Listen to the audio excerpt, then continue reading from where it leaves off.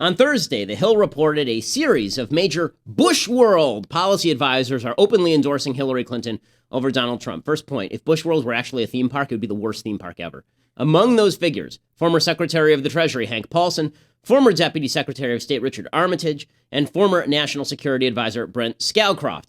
The former Deputy Press Secretary to George W., his name is Tony Fratto, he told The Hill, quote, "I think it's an easy call. I think it's really easy. Trump isn't fit for office."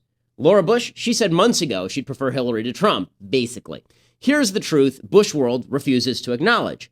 Bush World rallying around Trump, that's why Trump has succeeded thus far. See, here's the thing. All along, the media have been conflating two separate, distinct wings of the Never Trump movement. Wing one, these are the people like me who reluctantly pulled the lever for John McCain and Mitt Romney, but did so while moaning the whole time and grumbling that they were too far to the left. These are people who backed Ted Cruz in the primaries and who worry that if McCain and Romney and George W. Bush and George H.W. Bush gradually corrupted conservatism, Trump's going to do it wholesale, and then he's going to add his whole toxic garbage heap to the mix. People like me, we say we're not going to vote for Hillary, but we're also not going to vote for Trump. That's one group of Never Trump. Then there's Wing 2. These are the moderate establishment figures. And they refuse to back Trump, but not because his positions corrupt conservatism. Many of them likely would have backed Hillary over Ted Cruz, actually. These are people who refused to endorse Cruz to stop Trump in the first place because they liked Trump positions better than Cruz. Now they've got their excuse to back Hillary because Trump's so terrible. Many conservatives have been burying their annoyance for years over the Bush family's closeness with the Clinton family. We always suspected that the Republican establishment prefers this kind of oligarchic, backroom, drinking buddy Democrat nonsense to outsider conservatives. The Bush family's relationship with the Clinton mob, that was Exhibit A in the case against the Republican establishment. And that's why so many conservatives resonated to Trump smacking down the Bush family and their 2016 emissary, Jeb. It was really fun watching Trump knock Jeb through the nearest wall. I mean, go back to my podcast. You can listen to me laughing about it. It's why I tweeted early in the election cycle, I'd support Trump before I'd support Jeb. That was also before Trump revealed his lack of principle and the fact that he's kind of gross over the course of the campaign. But I'm still not sure that I would have voted for Jeb in a general just because enough dynasties. Trump was largely a backlash to the Bushes. He was a guy aggressively attacking the people having family barbecues with the Clintons. Now, it's ironic that Trump was also having the Clintons to his wedding, but at least the Bushes hated him. And hatred for the Bush insider crew. It drove support for Trump. Cruz would have been the natural, proper response to Bush, Clinton, Trump cronyism. Trump was the wrong response. But Bush World's mobilization behind Clinton, it reminds us that Bush World trolled conservatives into getting behind Trump in the first place. I'm Ben Shapiro. This is The Ben Shapiro Show. Tend to demonize people who don't care about your feelings. So as always, we're going to go 15 minutes live here on Facebook. We're going to try and cram as much material into this Facebook Live as we possibly can. We won't get to the mailbag. We do that at the end of the show. So you got to go to dailywire.com to subscribe to the show. You can watch the mailbag then, and you can be part of the mailbag by sending us emails. And it is the greatest mailbag in the history of humanity. And you can be part of that if you subscribe right now at dailywire.com. Also, we are going to be talking near the end of the show about things I like and things I hate, which are some of the favorite segments of the show. So if you're just watching Facebook Live, you're getting a lot. I mean, let's face it, you're getting a lot.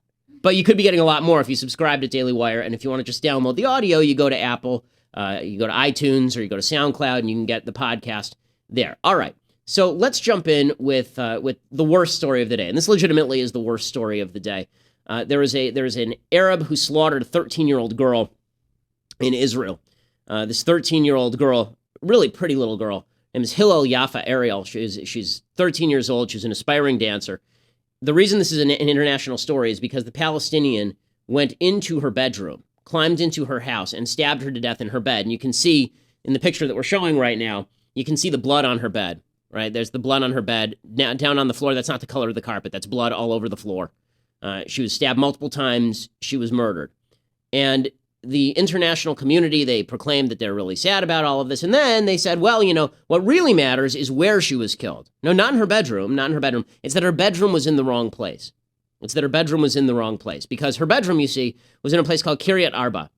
Kiryat Arba is a place near Hebron. It's near Hebron, and it's in the so-called West Bank, Judea and Samaria. Now, for a bit of historical background for you, Judea and Samaria are the actual heart of what Israel is. Okay, Tel Aviv is not really, it's part of original Israel, but it's certainly not paramount to the Bible. Kiryat Arba is, right? It's actually mentioned, like this area is mentioned in the Bible itself. So this is historic Jewish land, but the international community thinks that that land ought to have no Jews on it, no Jews at all. Even if you think, by the way, that the Palestinian Arabs ought to control that land, which I don't know why you'd want terrorists controlling the land, but let's say you do. Even if you think that, you should ask yourself why it is that that land has to be Jew-free. There are lots of Arabs living inside Israel. Why does Palestinian Arab land have to be Jew-free? There are 0 Jews living in the Gaza Strip right now, right? But the idea is that she had no right to be living where she's living. So if this Arab crawls in her bedroom window and stabs her to death, then that's totally fine because of where this was. And this is not a shock. I mean, nobody should be shocked that this is how the Palestinian Arabs act. They particularly shouldn't be shocked. I'm getting very sick of hearing that this is all about the territory. It has nothing to do with the territory. It has nothing to do with the settlements. The same day this happened, 2 more Jews were stabbed in Netanya, which literally is on the Mediterranean coast, which is like the heart of Israeli territory under any settlement negotiation. In any case, the real reason that this is happening is radical Islam. The same reason that Turkey got bombed the other day, the same reason that France gets shot up every couple of months, the same reason 49 gay people just got shot in Orlando, the same reason that a bunch of people got shot in San Bernardino. That's why this little girl got stabbed to death. It doesn't matter, though. According to the international leftist community, she got stabbed because she was living in the wrong place because she had no right to be sleeping in her bedroom at night. That's according to the international leftist community. Within hours of her funeral, the so-called Middle East Quartet, this would be the UN, evil organization, the European Union, morally bankrupt organization, the United States, led by the morally bankrupt Jew-hating Obama administration, and the Russians, who obviously are just out for themselves and really don't care. They came out and they said, well, really what needs to happen here is Jews need to stop building bedrooms in the West Bank, right? They need to stop building bedrooms in Judea and Samaria. You want to know the real reason, gang, why Palestinian Arabs are killing people? It's radical Islam, and here's the proof. This is what Palestinian Arabs are teaching their children. This is from the Islamic Association in Khan Yunis. Okay, what you're seeing is a bunch of Palestinian kids, and they're carrying keys and carrying fake guns, and then this is them kidnapping. This is them being trained to kidnap and stab Israeli soldiers. You see the kid with the knife? He's stabbing fake Israeli soldiers, and by kids up playing that, right? Now this is video of these kids running out of a terror tunnel and kidnapping Jews and then murdering them. Right? How old are these kids here, you think? Maybe 5, 6 years old? Maybe 4 or 5 years old? Right? You wonder why kids are getting stabbed in their bedrooms in Kiryat Arba? This is why kids are getting stabbed in their bedrooms in Kiryat Arba. It has nothing to do with the location of the bedroom. It has to do with pure, unadulterated evil. That's what you're watching here. These kids throwing rocks at kids dressed up as ultra-Orthodox Jews who are praying, right? That's what those kids are supposed to be doing. It's called shuckling, right? That's where you're praying, and they're taking rocks and throwing it at the children. This is how they are training their small children. You tell me whether this has to do with Western civilization versus radical Islam, or whether this has to do with where somebody's building an extra bedroom. It's a bunch of crap. And by the way, this is state-sponsored. Okay? This is sponsored by the people Israel is supposed to be negotiating with. The Palestinian Authority, which is supposed to be the moderates, right? Those are the moderates Israel's supposed to be negotiating with. Their official news agency called the murderer, the guy who stabbed the 13-year-old girl, called him a martyr. Here's what the guy's mother said. Imagine your kid, for a second, went and stabbed a 13-year-old girl to death in her bedroom. Here's what the mother said. Quote, "He was a hero. He made me proud. My son died as a martyr defending Jerusalem and the Al-Aqsa Mosque. Praise be to Allah, Lord of the world. He has joined the martyrs before him. He is not better than them. Allah willing, all of them will follow this path, all the youth of Palestine. Allah be praised." Now, if the Obama administration got a hold of that quote, presumably that quote would read, "My son died as an omitted, defending omitted. Praise be to omitted." Right? Because we can't talk about the reality, which is that we're all in the same battle here. We're all in the same battle. Now, the left refuses to acknowledge the battle anyway, right? When people get killed by radical Muslims in the United States, it's because of failures of gun control. When Turkey gets bombed, then it's not radical Islam. That's just an internal strife. When this stuff happens in France, then maybe it's radical Islam, but still really it's kind of just about Islamophobia. It's about intolerance for Muslims, and that's what drives them to go and shoot people up at a newspaper office. But there's another step of evil that suddenly attends when it comes to Jews living in Israel. It's another step of evil. So they have to separate the Jews off even from the West. I mean, you remember back during the Charlie Hebdo attack, you remember that they were terrorists, and they went and they shot up a French newspaper. You remember where they went from the French newspaper. They went from the French newspaper to a kosher supermarket, and it's a kosher deli. And then they shot up the kosher deli. And you remember, President Obama said it was random. It was random. Charlie Hebdo wasn't random, but the kosher supermarket was random. The Jews always have to be separated out from everybody else according to the left. Right? The left has never suggested, for all the crap the left has suggested, they've never suggested that the French have to negotiate with ISIS. They've never suggested the United States has to negotiate with ISIS, right? They've never suggested that. They've blamed it on other things, but they've never said, okay, let's open a negotiation with ISIS. They say every day that Israel ought to open a negotiation with the people who celebrate people who stabbed to death 13-year-old girls in their bedroom. Okay, this is the purest form of evil, and the left is attendant upon it. The left is part of it. And all that really does is, for Jews like me, it underscores the importance of the state of Israel, a place that continues to defend Jews as Jews, right? That was the original purpose of the state of Israel from a secular point of view, was a place that was going to defend Jews when they were left out there alone by the rest of the world. And once again, they're left out there alone by the rest of the world. Everybody will pay lip service to how terrible it is, and then they'll say that it really is the fault of these crazy Jews for having built their bedrooms. Right? The stabbings are secondary to the building of the bedroom. So that's to me, that's the biggest story of the day, and it's going to be undercovered by the media because it's just not that important, because it's Jews being killed, right? It's not gays being killed in Orlando or editors being killed in France or even people being killed in Turkey. This will be covered by virtually no one tonight. This will be covered by virtually no one because Jews are a little bit different, which is sickening.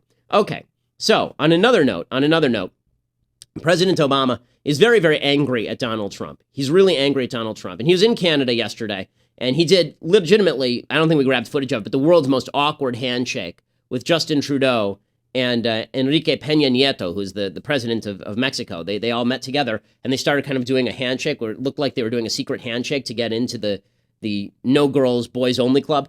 It was either that or some other boys only club. But in any case, they had this weird handshake, and then President Obama got up and spoke in front of the parliament, and he decided to rip on Donald Trump. And he clearly hates Trump, despises Trump, much more than he hates terrorists, much more than he hates terrorists, much more than he hates, criminals. He really despises Donald Trump. And he's mad because Donald Trump claims to be a populist. Now, I want to define populist for a moment because people keep throwing this word around. What does it mean to be a populist? All a populist means is somebody who claims that they want the power to reside in the people. Now, the problem with the populist argument is that it's a methodology. It's not actually a politics. So you can have a populist like Bernie Sanders, who's on the left, who says, power to the people. We must have power to the people. And that means all the power to the government. Right? And you can have populists on the right, like Donald Trump, who says, the people of America, the people here, what we really need is we need all power, and that means give me the power. But populism almost inevitably ends with some sort of populist leader who does what he wants. But Obama's angry about this. He says that Trump isn't the real populist. I'm the real populist. I'm the real Slim Shady. So here's President Obama making that case. And that's this whole issue of populism. Maybe somebody can pull up in a dictionary quickly the phrase populism, but I'm not prepared to concede the notion that some of the rhetoric that's been popping up is populist. He says that only his populism is real populism. First of all, the fact that all these politicians want to fight over what populism means, populism isn't a great thing. It isn't. Populism is just basically catering to the lowest common denominator. It doesn't say anything about philosophy. Again, it's a strategy. It's not a philosophy of governance or government. It doesn't tell you what somebody's thinking. If I tell you that somebody's a populist, you don't know whether I'm talking about Trump or whether I'm talking about Bernie Sanders. So when he says that Trump isn't a real populist, what he really means is that Trump isn't saying things in the name of the people. I say things in the name of the people. But here's the thing. Real populists, people who actually cared about democracy, for example, they wouldn't claim to speak in the name of the people. They would claim to speak in their own name, and then people either support them or they don't. Obama goes on like this, ripping Trump in a foreign country, of course, because this is what Obama does, because this is who he is. He's very upset at Donald Trump's anti-immigrant, what he calls demagoguery. We've had times throughout our history where anti-immigration sentiment is exploited by demagogues. It was directed at the Irish, it was directed at Poles and Italians, and you can go back and read what was said about those groups, and it's identical to what they're now saying about Mexicans or Guatemalans or Salvadorians or Muslims or Asians. Same stuff. They're different, they're not going to fit, they won't assimilate, they bring crime, same arguments. You go back to the 1800s. The language is identical. But guess what? They kept coming. So we can stop it there. And they kept coming. They kept coming. Okay, so I'll explain. We have to kill the live feed now, but if you want to listen to the rest and see the rest, go to dailywire.com. I'll explain why President Obama is wrong and his head is actually so far up his butt it's coming out his mouth again. I'll explain all of that if you go and subscribe at Daily Wire. Plus, we have the mailbag coming up, and we haven't even talked about Hillary Clinton and Bill Clinton's meeting with Loretta Lynch on the tarmac. We haven't done good Trump, bad Trump. There's so much more to get to that you're missing because you're just watching on Facebook Live. So go over to dailywire.com right now and subscribe, and you can continue to watch and enjoy. And you can download the rest of the podcast on audio later from SoundCloud or iTunes. Okay, so President Obama says this, right? President Obama says what he says. He says that this is the same sort of xenophobia that we used to see. Okay, there is one difference. It used to be that we didn't hand people welfare benefits. So it's true. When people came here from Germany or when they came from Eastern Europe, lots of Jews, when Italians came here, there was a lot of talk about crime. There's a lot of talk about an underclass coming in. The difference was this. The types of people we were attracting then were people who were seeking freedom and not looking for a handout from the government. They weren't a net cost because they didn't cost anything. They came in, and it wasn't anybody's job to take care of them. It was their job to make a life for themselves. And go watch a film called Brooklyn, which is it's a pretty good film, and it's about an Irish immigrant coming over to the United States. And you'll see this is exactly what it's about. Basically, she comes over to the United States, and she gets help from her basically her family and her church to find a job, and they help integrate her into the society. At no point in the film does she go to the government office looking for a check. Once you create a system with a government office where people are looking for a check, then the culture of the people coming over actually matters a lot more. Because before, you were it's a different magnet drawing a different type of people, right? It's a different system that draws a different type of immigrant. And if people don't integrate into the prevailing society, they're never going to be able to get a job. If you sit apart from the rest of the society, believing in a culture that doesn't exist here, you're going to have a problem getting a job and living and staying and working. And so there had to be an integration just by force of capitalism. Well, that no longer exists. That's the difference between the so-called anti-immigrant demagoguery of the 1870s, kind of the know-nothing demagoguery of the 1860s, and the so-called anti-immigrant demagoguery of Donald Trump. I'm not anti-immigrant, by the way. I'm a full Milton Friedman libertarian when it comes to immigration, so long as there's not a welfare state. If there is a welfare state, now you do have to pick and choose the people who come in, obviously. But this is the sort of demagoguery in which Obama participates, this populist leftism. And I think it's important to mention here that the populist leftism that he's pushing is still a populism that puts himself at the head of a big government. Give him all the power, everything is fine. He just doesn't like the idea that Trump is proposing. Give Trump all the power and everything is fine. Now, speaking of giving people all the power and everything is fine, Hillary Clinton continues to be wildly corrupt. Now, it's obvious she's a felon. She's a felon. And the reason we know this is because if you have classified material on a private server, you are a felon. She was Secretary of State. If all her email was going to a private server, she had to have classified material on there. She's the Secretary of State. Thus, she is a felon. Duh. Okay, my wife worked at the VA when she was in medical school. And one of the things she did at the VA is she had to take training as to what sort of information she was allowed to take in and out of the building because of HIPAA, because of federal law. If she had accidentally taken out medical records from the building and put them in her car, that would be a crime, right, to do that. Now imagine that she had set up a private server and downloaded all of the HIPAA records there. Would that be a crime? You bet your butt it would be a crime, right? This is a crime. But in order to make sure that nothing criminal happens here, Loretta Lynch, this was discovered by a local media outlet in Phoenix. Loretta Lynch, the Attorney General of the United States, she meets with Bill Clinton on the tarmac in the middle of nowhere at this little air base in Phoenix. And the media spot her there. And she goes and she meets with Bill Clinton. Now, think about how corrupt this is. Think about how insanely corrupt this is. Right? You've got Hillary Clinton and Bill Clinton, and they're conspiring to do stuff. And we know that. We know that the Clinton Foundation was working with Hillary while she was at State Department. Bill was the head of the Clinton Foundation. Hillary is the head of the State Department. We know there were corrupt bargains between them. We know that there was a slush fund at the Clinton Foundation. People who were giving money to the Clinton Foundation were getting special benefits from the Hillary Clinton State Department. We know all that. Now you have Attorney General Loretta Lynch, and she's showing up on the tarmac and meeting privately with no cameras and no media and no one else there with Bill Clinton. So Loretta Lynch says, of course, that this is all totally harmless. Here's what Loretta Lynch had to say about it. General Loretta Lynch met with former President Bill Clinton earlier this week. So, Paula, how did this meeting happen? We've just got some tape of Lynch explaining this today. Let's just play a little bit of that. Well, I did see the president at the Phoenix airport the other night. As I was landing, he was headed out. He did come over and say hello and speak to my husband and myself, and talk about his grandchildren and his travels and things like that. So that was the extent of that. And no discussions were held in any cases or anything of that. And he didn't raise anything about that either. Okay, so he didn't. It was just fun. We were just meeting, just saying hello. It was nothing. It was totally nothing. And the media are so credulous. Oh yeah, probably nothing happened here. Probably nothing happened. They're like best friends. Okay, they met like one time ever. Okay, she wasn't at Chelsea's wedding. Like, they don't know each other. They just happened to meet. Like, how does that work? They just happen to be at the same airbase, and she's just walking around the tarmac for no reason. And Bill looks out the window and goes, "Hey, look, it's Loretta. Let's get her up here." And then Loretta, "Oh, hi, Bill. I've been missing you." Like, what? How does that even work? Like, the windows don't open on these planes, right? So, I mean, it's not even like he can roll down the window and say, "Hey there, cutie, come on up." He can't even do that, right? So, clearly, this is all a bunch of crap. And the media is treating it like no big deal. It's nothing. This is just nothing. It's not a big deal. It's like the scene from Godfather 1. You remember there's a scene in Godfather 1, a very famous scene where Michael goes to deal with so what's the name of the guy he ends up shooting in the restaurant? I can't remember the name of the guy he ends up shooting in the restaurant. It's in any case, he goes to meet with he's trying to bargain with the guy who just tried to kill his father, and they're both Italian and they're both Sicilian, and he's meeting over dinner with this guy, and he brings along McCluskey. McCluskey's the cop, right? McCluskey's on the payroll.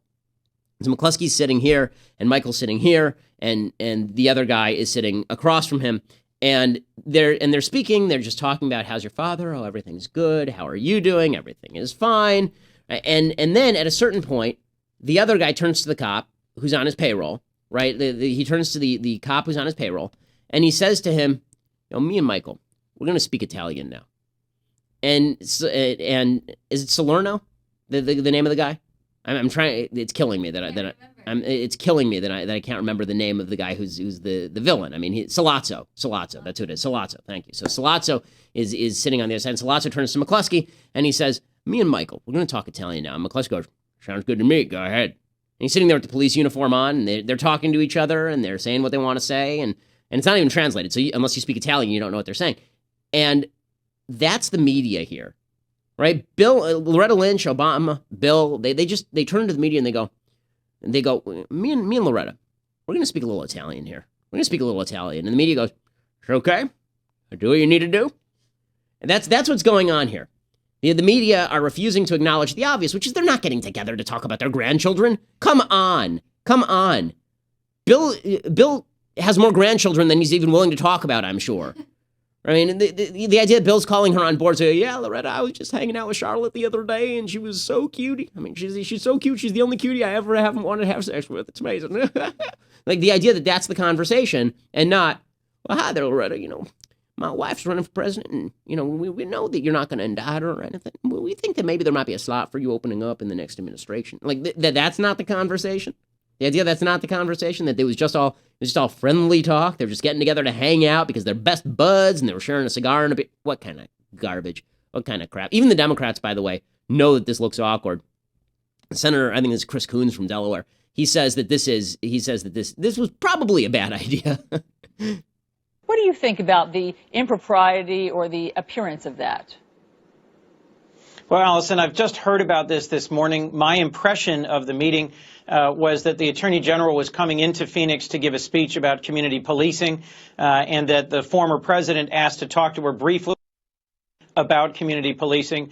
I do agree with you that it doesn't send the right signal. I am impressed with Attorney General Loretta Lynch, the work that she's done in combating violent crime and in leading the Department of Justice, and she has generally shown excellent judgment and strong leadership of the department, and I'm convinced that she is an independent Attorney General.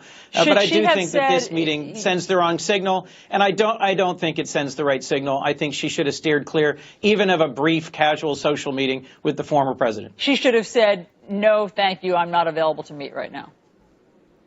I think she should have said, "Look, I recognize you have a long record of leadership on fighting crime, but this is not the time for us to have that conversation. After the election's over, I'd welcome your advice and input." Super duper corrupt. Super corrupt, right? And it is. This all is super corrupt. I love when he says that she's not corrupt. She's really doing hard work. Loretta Lynch is the lady who's used the Department of Justice to threaten prosecution against people who participate in anti-Islamic speech.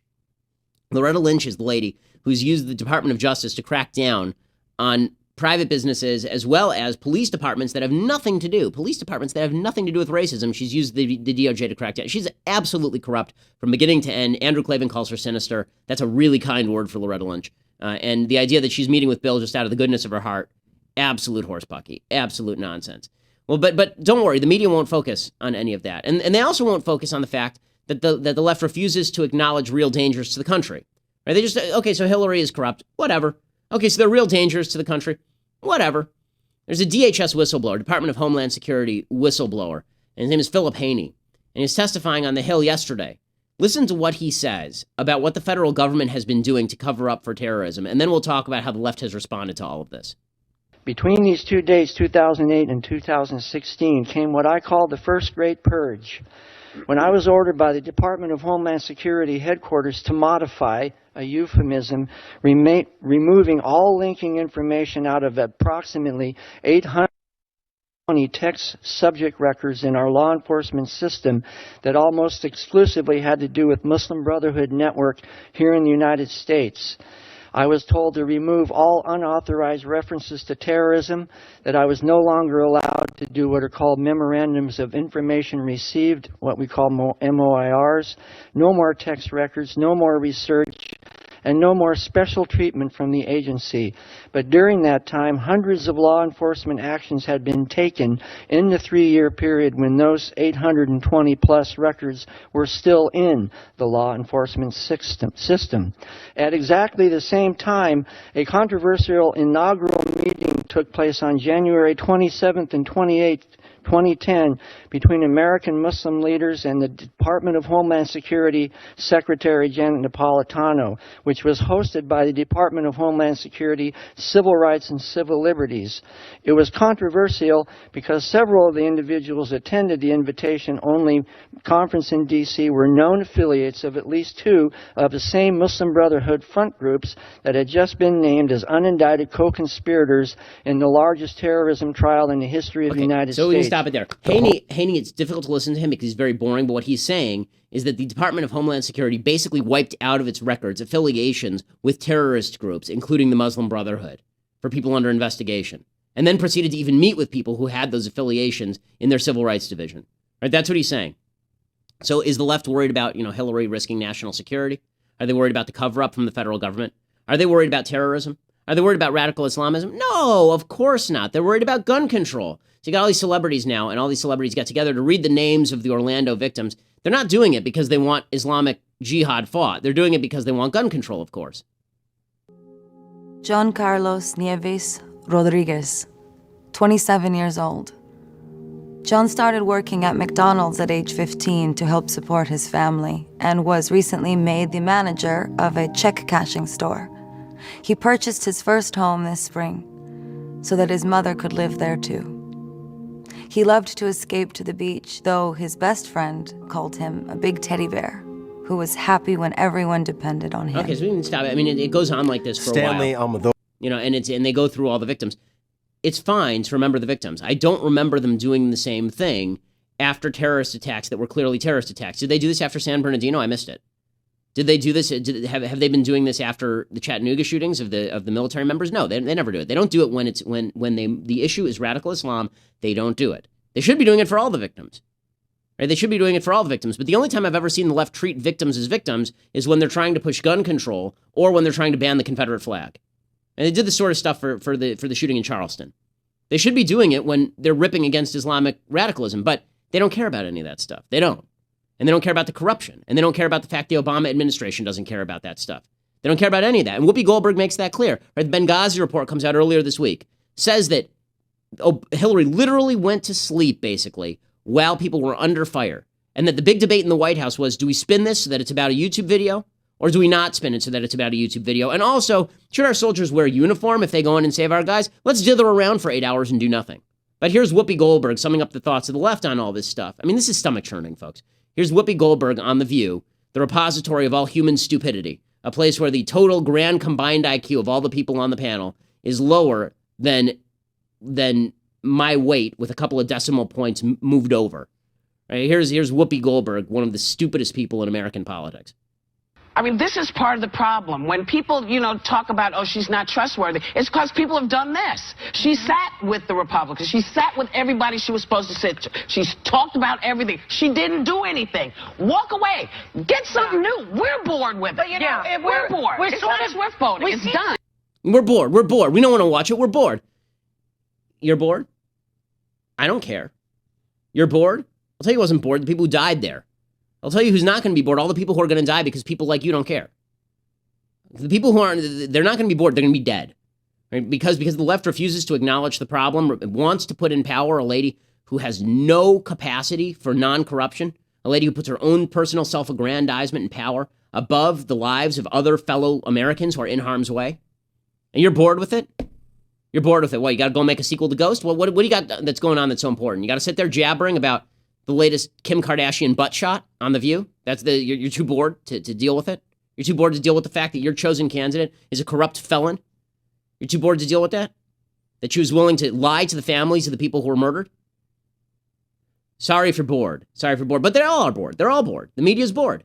Here's a CNN reporter explaining that this whole terrorism thing is just getting in the way of what we really ought to be talking about. And what we really ought to be talking about is climate change.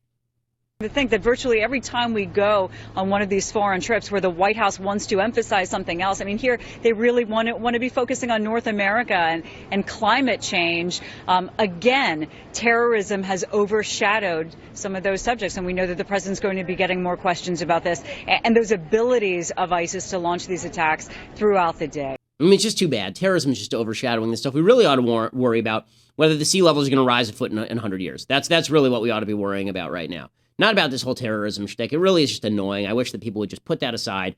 It would be really nice if they would just, get onto the real issues, like the weather. Meanwhile, this you would imagine would be ripe, fertile ground for Donald Trump to make some moves, right? So there's a new poll out today from Rasmussen shows Trump up 4. Unfortunately, there are 2 other polls. A poll that shows Trump down 10 to Hillary, 42 to 32, which, by the way, that statistic's amazing. That she only has 42%, and she's still beating him by 10 in the Reuters tracking poll. Where are the other 26% of the American population? They all go hang themselves? Like, what are they doing?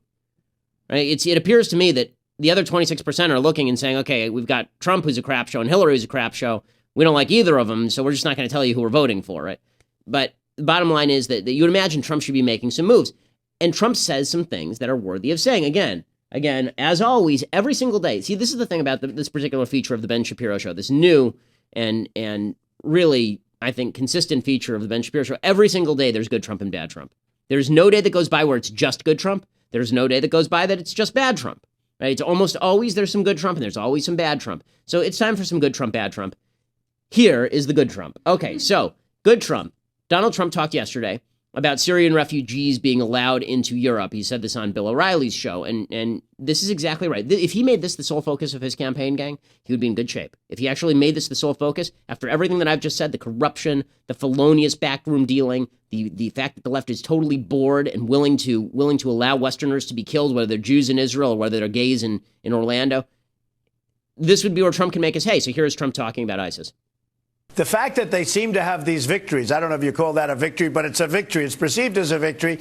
You have, through the internet, they're taking our youth and the youth from other countries all over the world, and they're joining ISIS. The youth thinks it's wonderful because they see victory. It's being portrayed as they are beating the United States. All right, now. And people are joining ISIS because of that. Hillary you have Clinton, to knock them hard. You got to beat the hell out of them, frankly. Hillary Clinton's going to have to get tougher on terrorism, and she is. And she'll never get tougher. She's not tough enough. She'll never get tougher. She's going to get tougher, at least rhetorically, on terrorism. She's going to have to, because President Obama's policy of containment has failed.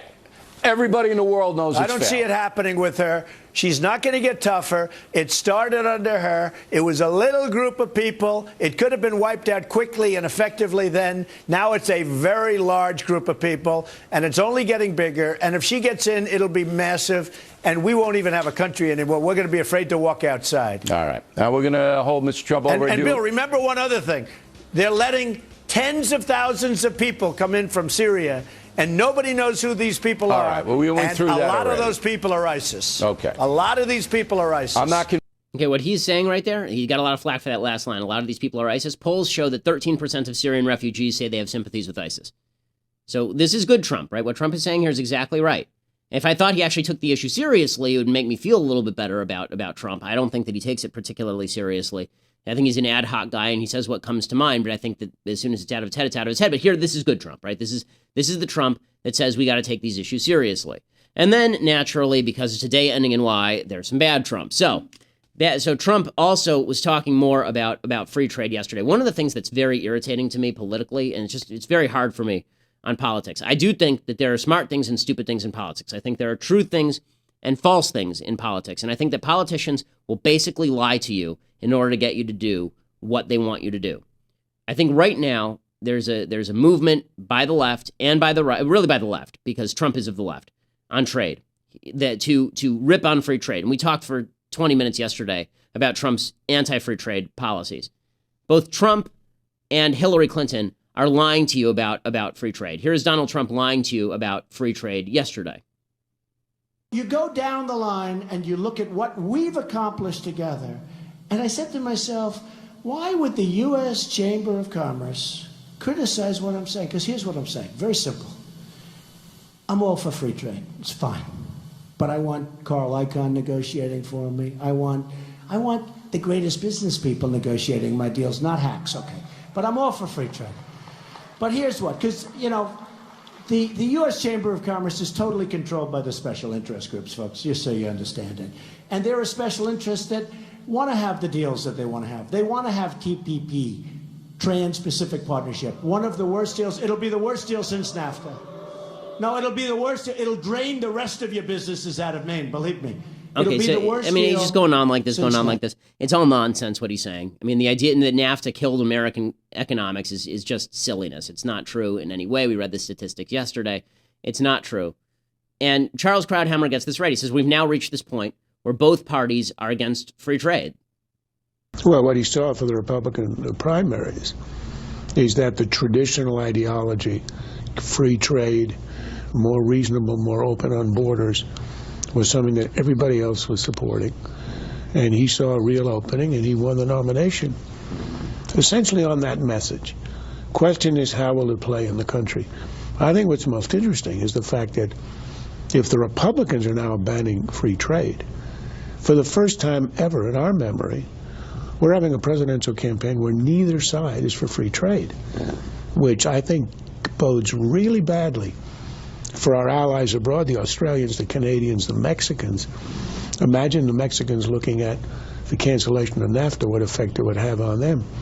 They're looking at a race where the country, with both parties, is now turning against free trade. They had always assumed the United States would be the one country that would rise above the most narrow economic nationalism and save the idea of free trade. That's not going to be true come January 2017. And that will change the whole international landscape. Okay, so what Krauthammer there is saying is true, although I will say that when he says we'd rise above the most narrow economic nationalism would require free trade, as I said yesterday. If you were actually an economic nationalist and you wanted America to be economically strong, you wouldn't fight free trade. But he's right. Basically, everybody is lying to you in order to get ahead, and that's what's so disappointing about this election. One final note on the whole Trump of everything. Mike Lee, who's the senator from Utah, where Trump is now running neck and neck with Hillary. There's a new poll out, by the way, in Iowa, came out moments ago. Shows Trump down 48-34 in Iowa. Bloodbath. Here is Steve Malzberg questioning Mike Lee about why is it that you won't back Trump, and listen to Lee's answer. I just don't understand why you're not out there, trumpeting Trump. Hey, look, Steve, I get it. You want me to endorse Trump. Well, I don't understand why you're not, really. Well. Yeah. We can get into that if you want. I mean, we can get into the fact that he accused my best friend's father of conspiring to kill JFK. We can go through the fact that he's made some statements that some have identified correctly as religiously intolerant. We can get into the fact that he's wildly unpopular in my state, in part because my state consists of people who are members of a religious minority church, people who were ordered exterminated by the governor of Missouri in 1838. And statements like that make them nervous. Now, look, these things are not something that I couldn't get over if I heard the right things out of him. But if you want to go to why it is I have concerns, I can go on if you'd like. Wow. I hope I can get over these concerns. I hope Mr. Trump can help me identify them. But don't sit here and tell me, Steve, that I have no reason to be concerned about Donald Trump. Well, There, again, and that's, I'm not and going Lee to tell is, and Lee is exactly right. And this is the problem with this election. Hillary is so awful. I mean, I can't say it enough times. Hillary is so awful. Awful. She's a felon. She doesn't believe in any of the right things. She's going to get people killed. All of this is true. And Trump, all he has to do is make people comfortable, and he's utterly incapable of doing it. He's utterly incapable of doing it. Okay, time for some quick things I like, things I hate, and mailbag, because we have a clock that means nothing. So quick things that I like. Well, first, quick side note. Just this one goes out to, this note of love goes out to Joe Scarborough and Mika Brzezinski, who apparently are a couple. Really. Like the Page 6 on New York Post is now reporting that Mika's getting divorced, I guess, after 23 years to be with Joe. It's a true romance. I guess after they both broke up with Trump, they have a rebound relationship. But here, Joe and Mika, apparently today, they kind of were flirting with each other on the air because this is our media now, and it makes you want to just hang yourself. So here's what it looked like. Biggest 2 days, like since Gordon Gekko roamed the world with those huge cell phones. That's great. Can I get to the lead story By now? the way, there are a lot of lead stories today, but why don't we start with a Trump I will lead finish story? your sentence and start with politics. A new poll in the presidential race shows the growing worry in the GOP about Donald Trump's struggle. Okay, so that's it. Well, there are a lot of lead stories today, aren't there? During the break. Okay, so... All right, time for some things I like and then some things that I hate. So things I like, we're finishing up with pre-Hays Code films. Pre-Hays Code films include, the Hays Code was from 1933 to 1960. To reiterate, as we've said every day this week, the Hollywood imposed on itself a voluntary standard for how movies were going to go. And before that, the movies were very risque. They were very edgy. And one of some of the people who were stars that were hurt by the Hays Code were the Marx Brothers. A lot of their best material happened before the Hays Code. The Marx Brothers, if you go back and watch their films, they're quite brilliant. I mean, a lot of their sketches are just genius. They're still funny today. Very clever, very funny. So here's probably the most famous film, Duck Soup, and you'll see there's Groucho Marx. Oh, Your Excellency, I must speak to you. I'll see you at the theater tonight. I'll hold your seat till you get there. After you get there, you're on your own. Hello? Hello, yes? No, he's not in yet. All right, well, goodbye. That was for you again. I wonder whatever became of me. I should have been back here a long time ago. They got guns, we got guns, all got children got guns. So it is funny. The funny bits are not there, but you'll see the funny bits. That one's great. A Night at the Opera is fantastic. They have a lot of really good movies. Groucho Marx wrote actually Harpo Marx, right, who never speaks. He's mute in the movies. He wrote a fantastic book called Harpo Speaks that you might be able to get on Amazon. It's still very funny, really, really funny book, and a lot of gossip in there, and it's a good book. Okay, so because it's a Thursday and we're near the end of the week, the other thing I like is I've been doing sort of a Bible segment at the end of the week. So this is from this week's Parsha. This week's Parsha. The Parsha is a Torah portion that Jews read every week. Throughout the whole year, we get through the entire Bible by reading a portion every week. This week, it's from Numbers, from the book of Numbers. The book of Numbers 14, 18 through 20. So those aren't the only verses, but this is the ones we're quoting right now. So this week's Parsha is Parsha Shlach. This is the portion of the Torah, the portion of the Old Testament, in which the Jews are told by Moses, go ahead and spy out the land. They come back. They say, we can't do this. No way, we can't handle this. And God gets angry, and he says, okay, well, then this entire generation is going to die out in the desert, and then we'll replace them with a new generation of Jews, and those are going to be the people who go in. And there's one point there where God says to Moses, God, these people are so irritating. They're so irritating. I'm just going to wipe them all out, and I'll make a new nation out of you, right? You and your kids. And Moses, because he's humble and because even though he's been really put to the metal by the Jews throughout the Torah, I mean, they're constantly complaining. They just whine all the time, sort of like my show. And he finally says to God, don't do that. If you do that, people are going to say, well, God promised to get the Jews out and bring them to Israel, and then he didn't do it, so God doesn't keep his promises. So here is what Moses says to God to get him to change his mind, basically. He says, the Lord is slow to anger and abundantly kind, forgiving iniquity and transgression, who cleanses some and does not cleanse others, who visit the iniquities of parents on children, even to the third and fourth generations.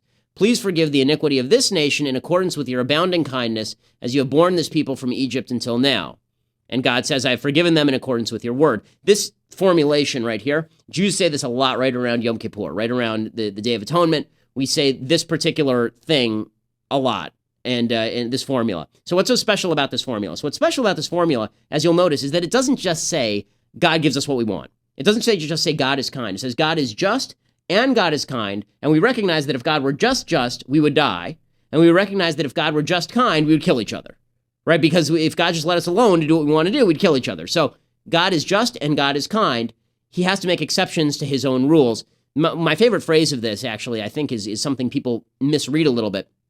The part where it says, he visits the iniquity of parents on children, even to the third and fourth generation. And people have questioned this for millennia. Well, why is that a good thing, right? I mean, why are you guilty for what your parents did? I actually don't think that this is normative, meaning I don't think that this is like God is saying this is what I'm supposed to do, right? I don't think it's Moses saying this is what God is supposed to do. I think that what Moses is saying is this is how the system works. The system works this way. And we all know this from our personal lives, right? How your grandparents are, how your parents are, that impacts you. It's going to impact your kids. It's going to impact their kids. I see it in myself, right? I can see how my grandparents impacted my parents, who impact me, who impact how I raise my kids. The bad things that they do carry 3 or 4 generations, but there's another version of this in the Bible where it says God remembers kindnesses down to the 1,000th generation, and that's the kindness. So the justice is that the things you do have an impact on future generations. The kindness is that God relieves you of those things and remembers all the good things that you do down to the 1,000th generation. Okay, now time for a couple of quick things that I hate, and then we still have the mailbag. So, I mean, we've blown through the clock, and, it's over, gang. No one cares. Okay, so things that I hate. Mathis mentioned this to me yesterday and couldn't believe that I hadn't done it yet, so we're going to do it now. Caitlyn Jenner was on the cover of Sports Illustrated, looking just smoking hot. And there is Caitlyn Jenner, who is in fact a dude with grown-out hair and a boob job, and still with all of his male appendages down below. That's what Caitlyn Jenner is, and that's relevant only because they're pretending that Caitlyn Jenner is a woman, and so he is thus a woman with a penis, and wearing his gold medals. And they say, oh, as you know her now, Bruce Jenner, 40 years after Montreal. Okay, Caitlyn shouldn't be wearing those medals because woman Caitlyn did not win those medals, right? Male Bruce won those medals. Bruce won the medals. Caitlyn would not have been allowed to participate, presumably competing against women, and after the hormone therapy would not be winning against men. So, but this is the whole new civil rights frontier for the left. And what's so damaging about this is that the myth that men can turn into women and women can turn into men, it confuses kids particularly. And they're pushing it into every aspect of culture. They have a transgender character in Finding Dory now. They're trying to tell kids that you can choose your own gender, which is absolute bunk. And confused kids end up suicidal. Okay, they do. There's a reason that the suicidality rate post-op doesn't matter, well above 40% for people in the so-called transgender community. But the mainstreaming of this and the suggestion that people like me who say, okay, this is a person I feel terrible for, this is not a woman. People like me, it's our fault if bad things happen to Caitlyn Jenner. No, the bad thing already happened to Caitlyn Jenner. Caitlyn Jenner is mentally ill, and this is a terrible, terrible thing, and they're celebrating a terrible thing. This is a person who had an 8-hour surgery on his face, woke up crying and saying, what did I do? So what did they do? They called the psychiatrist to come in and explain, no, it's perfectly normal to feel bad about them doing an 8-hour surgery, but it'll be fine. I am not sure this is going to end well. Okay, other thing that I hate. So this morning, my co-host in the morning show, Alicia Krause, she brings up this Kickstarter for this thing called Life. And what exactly is Life? Life is apparently a magnet. It's like a floating plant. Does this play? Or is this just a picture? About a year ago, I began exploring these concepts of levitating plants. And what's so cool about magnetism is a force that we can't see, but we can feel. We're levitating the plant from the ground in midair. Okay, so and rotating. She says you want to see the coolest thing in the world? It's the coolest thing that you've ever seen. And she shows me this. I'm like, okay, I guess it's kind of cool. This thing they asked for $80,000 raise on Kickstarter. They were given $320,000 by people. And the only reason I can imagine that this is the case is because because as the Insane Clown Posse says, I mean, we can listen to the genius of the Insane Clown Posse explaining. Water, fire, air, and dirt. Fucking magnets, how do they work? And I don't want to talk to a scientist. Y'all motherfuckers lying and getting me pissed. So that's, I think, the sentiment behind the addiction to these magnets. I had a co-host, my other co-host, who's a lefty, which presumes that he's kind of dumb. He immediately said, how does it work? I mean, are they like forcing the magnets together, or like what is the if they take the magnets away, will it fall? I'm like, yes, it will. You are stupid. Okay, this is how magnets work. Congratulations. Folks, it's fine. You want to spend money, $189 apparently for 2 of these things? Like, I like magnets too. They're cool. Yay! But come on. Okay, they're just magnets. Okay, time for a couple of entries from the mailbag. And we'll run through them pretty quickly. Lindsay is learning by now not to give me too many entries so that we don't go on too long with the mailbag. Okay, Seth writes, recently a friend of mine asked who I was voting for. We both responded with definitely not Hillary, because he and I still believe in preserving America's founding constitutional rights. However, I then followed with, but I don't think I can compromise or rationalize my principles and cast a vote for Trump either. At this point, I'm closer to casting a vote for Gary Johnson or just sitting this one out. My friend seemed shocked by this. He said, anything other than a vote for Trump is a vote for Hillary. My question to you is, does that last statement, is anything other than a vote for Trump is a vote for Hillary idea, hold any weight in this election at all? Thank you. Yeah, it holds some weight, sure. I mean, I don't think that it's fully true. I mean, by the same logic, any vote that's not for Hillary is a vote for Trump. You know, if it is annoying when people say a vote not for either is a vote for Hillary. No, it's a vote for neither, right? If it were a tie ball game and you were the last deciding vote and you didn't vote, it would remain a tie ball game. You wouldn't be throwing the election to Hillary.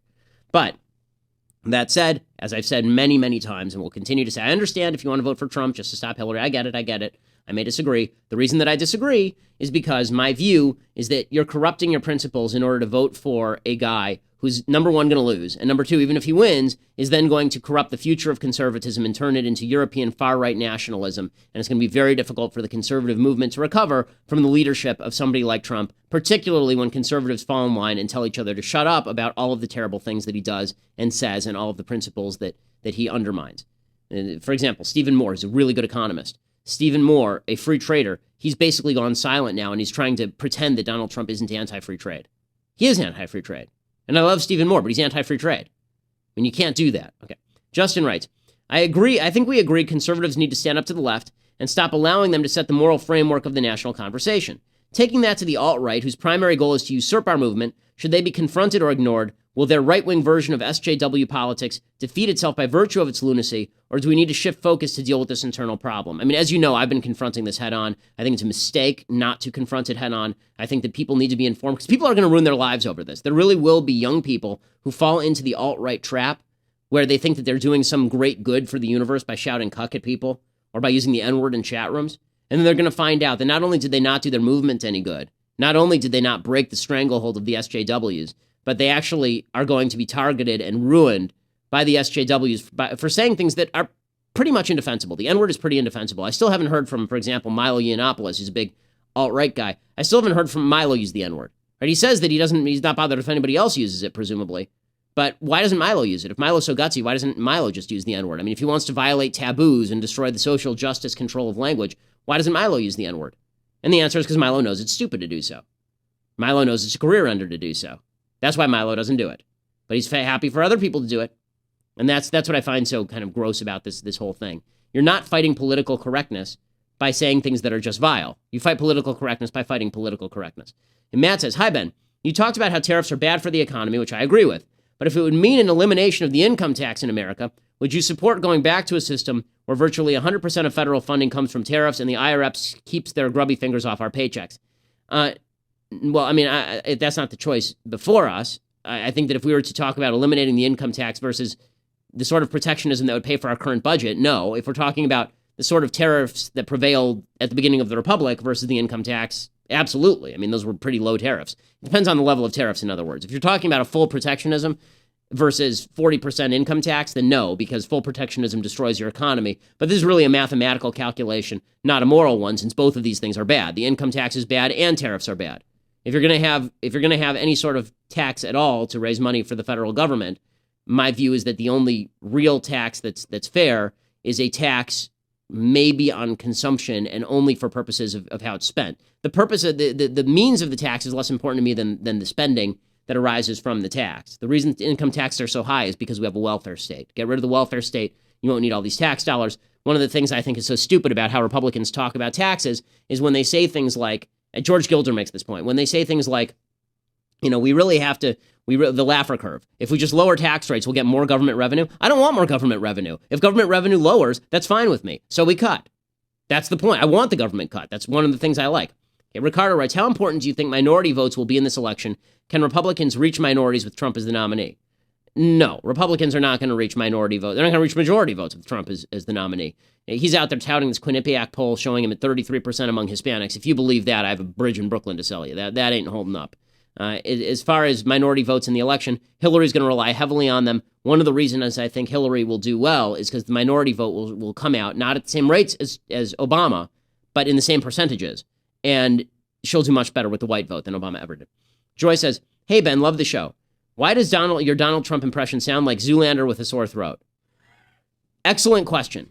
Really excellent. I've been desperately trying to work on my Trump impression. I'll be honest with you. My Trump impression sucks. It's terrible. My Obama is not bad at all. My Obama's pretty good. My Chris Matthews is also not bad. Chris Matthews come over the show. Right? They have a few that I haven't. John Kerry. My John Kerry impression.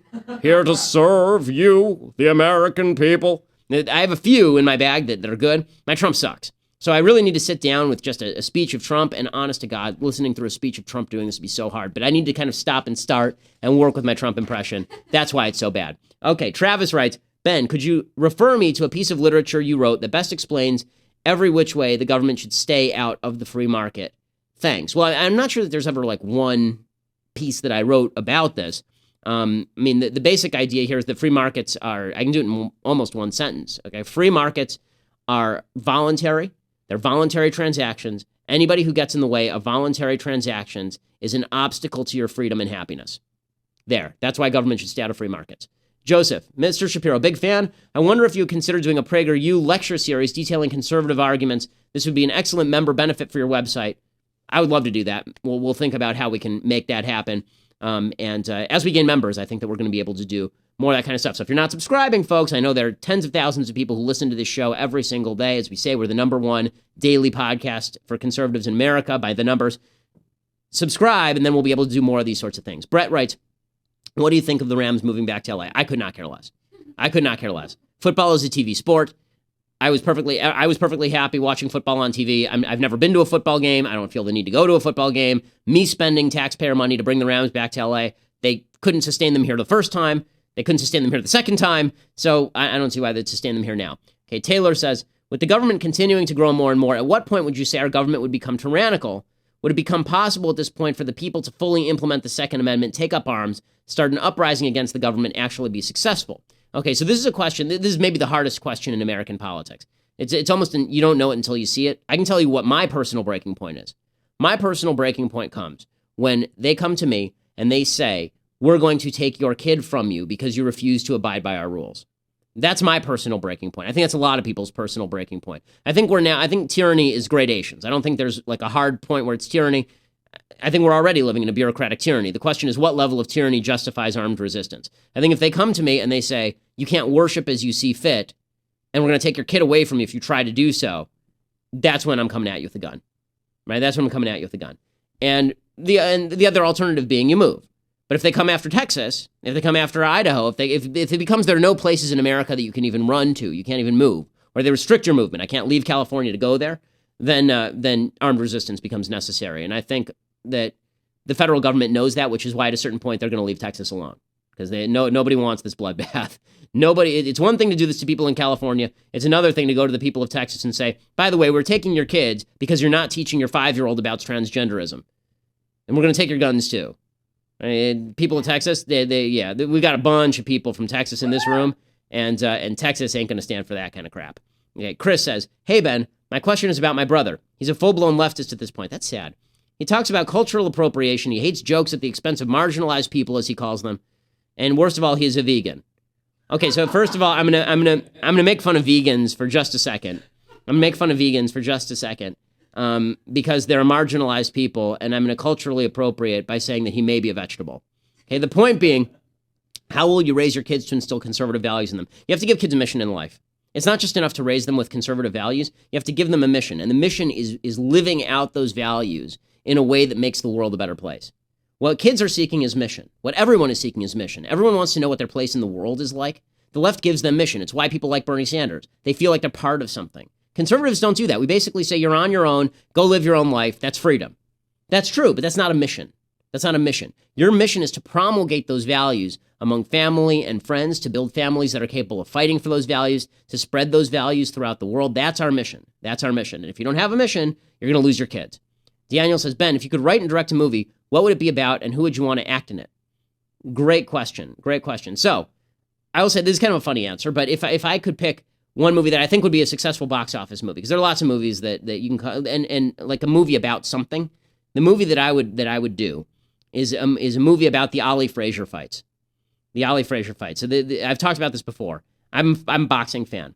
Ali Frazier is so fascinating because it was such a cultural phenomenon. Joe Frazier was a working class hero, a black working class hero from Philadelphia who wanted to bring races together. Ali was a race-baiting Nation of Islam radical. And Frazier basically got him back into boxing, lobbied so that he could fight him. And then Ali proceeded to ruin Frazier with the black community. Ali proceeded to say that he was a sellout, that he was an Uncle Tom. Frazier wasn't a smart guy. He didn't even know what Uncle Tom meant. Ali might not have either, but he was being fed lines by the Nation of Islam, which is a truly evil organization. And Ali basically ruins Frazier in the black community. And they fight first time, Frazier knocks him out. Well, doesn't knock him out, knocks him down and wins the decision. They fight a second time, doesn't really matter. Neither one is champion at that point. And they fight a third time. And by this point, Ali is the champion again. And he gives Frazier a fight. And Frazier at this point is blind in one eye. He's blind in one eye. He's old. He doesn't have pretty much anything left. And Ali knows it. And Ali has tons of reach on him. He's a much bigger guy. Ali's like 6'2". I think he's maybe 6'3" or 6'4". Frazier's like 5'10", right? And he's got a short reach. And he's blind in one eye. And Ali gives him the fight because he thinks that Frazier's got nothing. And Frazier, and then they go to Manila. There's the thrill in Manila. They go to Manila, and Ali proceeds to call Joe Frazier a gorilla. He says, I'm going to fight the gorilla at the Thriller in Manila, and he's carrying around a little ugly gorilla doll. I mean, this is racist crap, right? And he goes after Joe Frazier personally. He says he's stupid and he's ugly. I'm smart and I'm pretty. He's stupid and he's ugly and he's a sellout and he's an Uncle Tom and he's not a real black man, which again is ridiculous because Ali grew up middle class in Louisville as Cassius Clay, and Frazier grew up dirt poor in Philadelphia in the ghetto. And they have this climactic fight, and Frazier wants to murder him. I mean, wants to kill him in the ring. And they go 14 rounds, and it's a great boxing match. You can watch it. It's a great boxing match. And they get to the end of the 14th round. And Frazier, who like Ali had a unique capacity to absorb contact. He had a great jaw, and he didn't look cut. Like even when he got hit a lot, he didn't look beat up. Frazier looks just beaten and broken. But he's going in there. He's doing body work on Ali, like really hurting him badly. And they go back to their respective corners, and Ali's corner tells him like, can you handle this? And Ali's like, I'm not sure I can handle this. I may have to throw in the towel. And meanwhile, in the other corner, Frazier is saying, if you throw in the towel, I'll murder you. Like, you don't throw in the towel. And his manager says, Joe, if you go out there, you're going to die. You're literally going to die there out on the camp. And he'd seen someone killed in the ring. You're going to die. Like, you're this close. And so he throws in the towel. And Frazier throws in the towel, and Ali wins. But for the rest of his life, that fight basically finishes Ali as a great fighter. Ali's basically done at that point.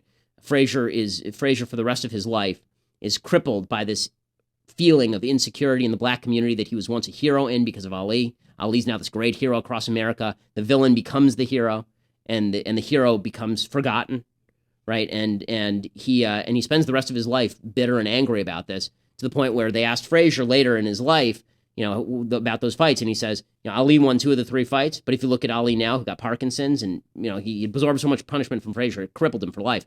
He says, if you look at Frazier, if you look at Ali now, I won all 3 fights, right? And then the message on his answering machine till the day he died was, he said, float like a butterfly, sting like a bee, which is Ali's thing. He said, float like a butterfly, sting like a bee, butterfly ain't floating no more. So bitter, angry man all the way till his death. And Ali never was able to really rectify that, and never could, because he could never give back to Frazier what he'd taken from him in his younger days, but was hailed as a hero at the end of his life. And it really is kind of a story. It's sort of a story of America. It's sort of a story of an American tragedy, how tribalism and racialism destroyed our ability to come together, destroyed heroes that we had in favor of people who were divisive, and then elevated those people, how the counterculture became the culture. I think it's a fascinating story. So if I could write and direct a movie, that would be the first one on my list that I think would actually do well at the box office. Okay, one more. Nathan says, in light of Trump's implosion and the left's reasserted insanity, what should sound-minded conservatives do? Well, I've already said that one, so we'll go to Sam. Sam says, hi, Ben. I'm British. I voted for Brexit, because of growing corporatism across Europe, something the left sees as a result of capitalism, when in fact it's its antithesis. Why do you think corporatism and corruption has grown so much in America and Europe, and what can be done to stop it? The reason corporatism grows is because if you are a big business, you want corporatism. You want people locked out of the market. If you're a small business, then you think the government's going to give you the benefits if you can just get to that point.